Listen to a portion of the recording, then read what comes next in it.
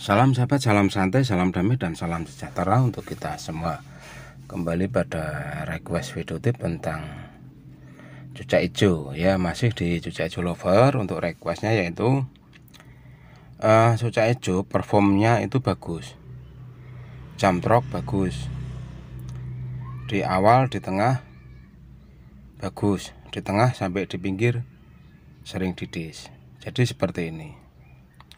Yang ditanyakan adalah, Om Bro, bagaimana cara mengatasi cucak hijau yang performnya dari awal sampai akhir penjurian bagus, atau cucak hijau dari awal sampai akhir penjurian itu performnya bagus, tetapi di tengah sampai akhir dominan didis. Bagaimana solusinya? Oke, kita akan membahas tentang problem cucak hijau ini ya, yang dimana saat lomba cucak hijau itu hiper atau perform bagus. Yang namanya perform bagus itu ya hipernya dapat, isiannya dapat, tetapi itu hanya berjalan di awal sampai di tengah. Di tengah sampai akhir perform tetap bagus, tetapi masih diselingi didis. Jadi bagaimana solusinya? Nah, kita akan membahas tentang itu semua ya. Yang namanya didis pada cucak hijau itu ya memang susah-susah gampang ya kita hilangkan, terutama saat lomba. Jadi didis seperti yang kita ketahui, apabila cucak hijau itu didis, apalagi didis ekor, itu sangat-sangat merugikan buat kita, karena yang namanya didis itu pasti akan ada yang namanya pengurangan nilai, apalagi didis ekor.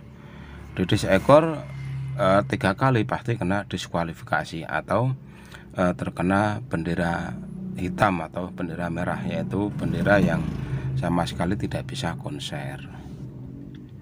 Nah, jadi apabila sobat semua punya cucak hijau yang seperti itu ya, performnya bagus tetapi kok masih ada didis, itu yang harus kita benahi atau kita ralat ulang adalah masalah di setting harian atau setting di mana cucak hijau itu akan kita lombakan. Nah, kunci yang pertama pada cucak hijau agar didisnya itu tidak terulang lagi, apalagi saat lomba. Kalau didisnya nggak lomba nggak apa-apa ya, tapi kalau sudah di tiang besi kok didis, itu ya sangat-sangat membuat kita galau ya, atau tidak tepat sasaran itu. Jadi yang pertama yang harus sobat semua lakukan yaitu mengatur pola jadwal mandi. Itu yang pertama. Karena yang namanya didis itu berkaitan dengan mandi. Didis itu kan disebabkan oleh kulit-kulit bulu atau kulit-kulit pada tubuh cucak hijau itu gatal. Jadi harus dihilangkan dengan yang namanya mandi. Apalagi cucak hijau itu saat didis berjatuhan bulu-bulu halus atau yang biasa kita sebut itu ketombe. Ketombe adalah saat burung didis itu berjatuhan di lantai-lantai itu kecil ya, kayak putih-putih, warna putih kecil kayak ketombe, dan itu adalah sumber kegatalan pada cucak hijau, sehingga cucak hijau itu mudah sekali didis. Karena didis itu kalau tidak gatal ya tidak didis. Apalagi didis ekor, itu sangat-sangat merugikan untuk kita. Terus yang kedua, mengatur pola jadwal makan, khususnya extra fooding. Biasanya kalau cucak hijau harian itu extra foodingnya itu aman, atau kadar extra foodingnya itu rendah.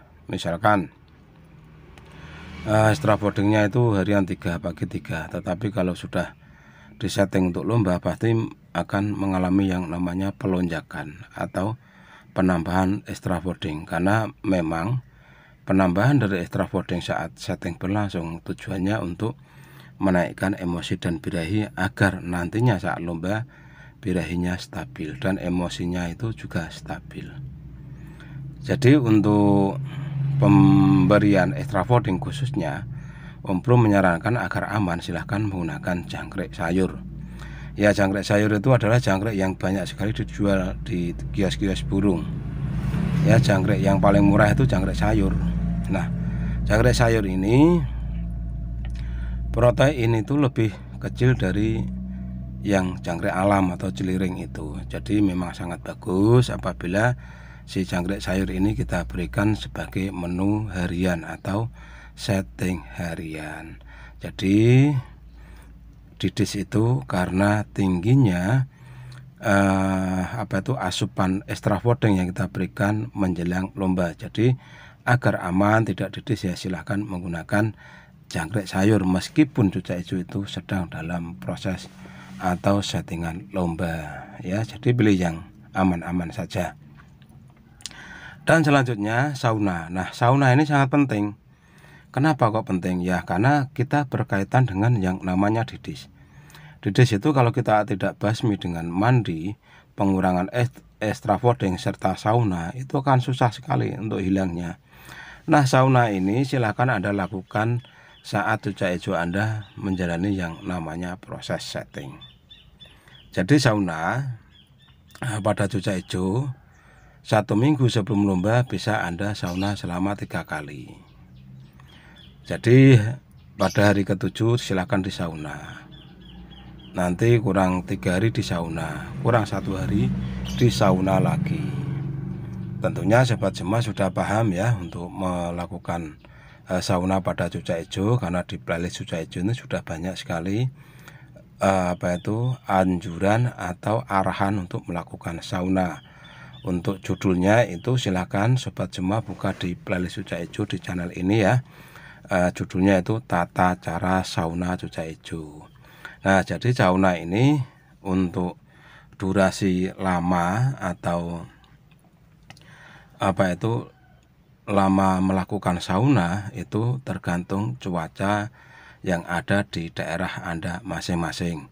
Kalau Anda tinggal di Jakarta itu kan sangat panas ya, silahkan sauna itu disesuaikan mungkin sekitar 30 menit. Tapi kalau Anda tinggalnya di kota Wonosobo yang dingin itu sauna bisa berjalan sampai 1 jam ya, karena panasnya itu tidak begitu menyengat. Jadi untuk sauna silahkan dilakukan pada atau sesuaikan dengan kondisi panas yang ada pada suhu di daerah sobat semua masing-masing. Sekiranya hanya 3 poin itu yang perlu ya, sekiranya hanya 3 poin itu ya yang perlu sobat semua benahi atau sobat semua ralat ulang untuk segi ya, bukan sergi tapi segi dari segi rawatan serta settingnya, karena 3 poin itu adalah kunci untuk membasmi yang namanya didis. Dan saat lomba ya, saat di lokasi lomba silahkan burungnya diablak. Kenapa kok harus diablak? Ya karena diablak nantinya burung bisa didis, bisa sirkulasi dengan udara yang ada di situ. Jadi dengan adaptasi yang cukup saat di lokasi lomba itu akan membuat cucak hijau itu lebih nyaman atau bisa menikmati situasi udara yang ada di situ, sehingga saat lomba dia tidak akan didis lagi atau bisa terhindar dari yang namanya didis. Nah, hanya itu yang bisa Om Bro sampaikan pada video singkat ini. Kurang lebihnya mohon maaf apabila masih banyak salah dan kekurangan. Salam.